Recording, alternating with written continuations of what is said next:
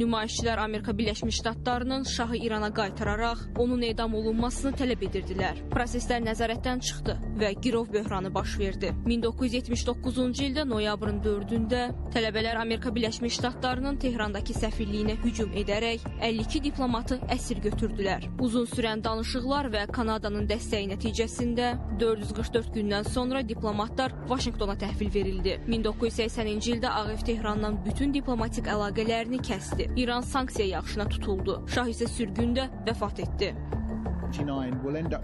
Bunu Xomeynini dəstəkləmək üçün sərt xətt tərəfdarı tələbələr etmişdilər. Zahirən bu, şahın ABŞ-yə müalicə üçün getməsi ilə bağlı idi. Onlar düşündülər ki, Qərb yenidən çevriliş eləyəcək. Ona görə də girov böhranını həyata keçirməliyik. Mən həmin tələbələrdən bəziləri ilə danışdım. Onlar sadəcə bu prosesi bir neçə günlük həyata keçirmək istəyirdilər. Öz fikirlərini deyib, sonra da çıxıb getmək istəyirdilər.